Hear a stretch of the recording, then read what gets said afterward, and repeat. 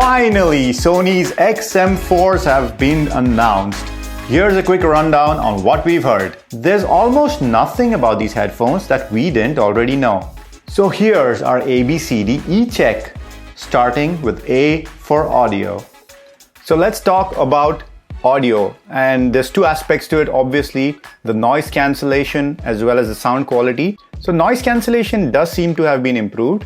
The chip hasn't changed, it's still the QN1 noise cancellation chip, but applies a new algorithm. So they do claim that it is better, and I have no reason to doubt Sony. They've been the leaders in noise cancelling for the past couple of years. An interesting number was that the sensor adjusts the sound 700 times a second.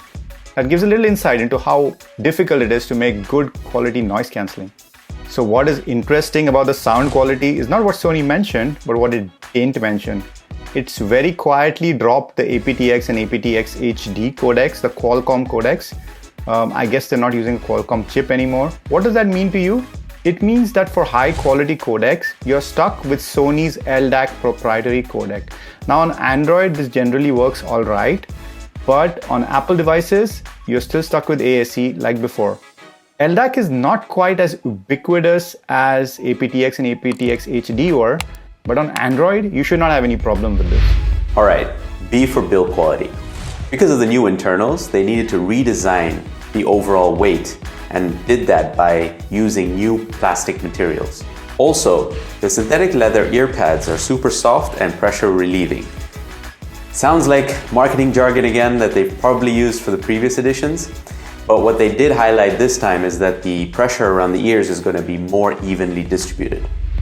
And C for call quality.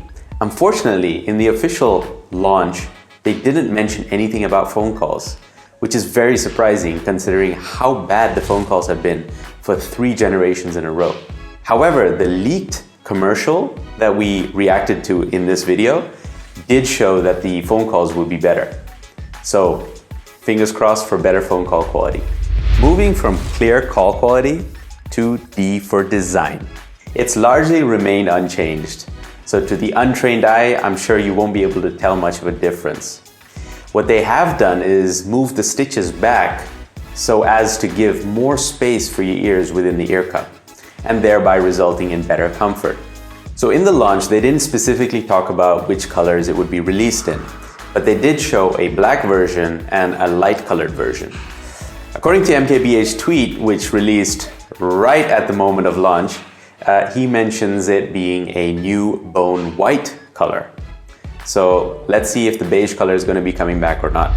There have been a lot of extras on the Sony XM4. I'm just going to go through my list here. Number 1, multiple device support. They just briefly mentioned it, but we did hear rumors that when you use multiple devices at the same time, the codec drops to a lower quality. So you will not be able to use that LDAC codec we mentioned earlier. Let's wait and watch if that's the case. That would be a bit disappointing, but hey, it's better than nothing because till now multiple devices were a strict no-no. Speak to chat. It's interesting, you have your headphones on and you want to talk to someone, you just talk. The headphones detect your voice and they go into ambient mode, which means your music pauses and all the outside sounds come in. It sounds really cool, but I wonder how it will work in a social situation. You're not going to be sitting around with headphones and talking to people. It just looks really rude. So let's see if the social aspect pans out as well. Quick attention remains, which means you put your hand on your ear cup and the same thing happens as speak to chat. So it's good that they've not gotten rid of it. And if you need to take a break in this hyper-connected situation, you can just remove the headphones and you won't be suffering from FOMO since the headphones will pause or play automatically with the help of an infrared sensor in the ear cup. An already existing feature in headphones like the Microsoft Surface 2. But only if it works well. Accidental pauses is a potential pitfall with such a feature. Another thing it's doing now is it shuts off automatically based on a motion sensor. So if you just lay it down somewhere, it shuts off on its own knowing that's not being used. It's a nice little bump to your battery life for forgetful people like me. So what are these brain-assisted headphones going to cost you? Well, they didn't mention it in the official video, but doing a little bit of research on the official Sony website shows that it's going to retail for 380 euros. You've been patient with a leaky Sony, and we've been DHRME.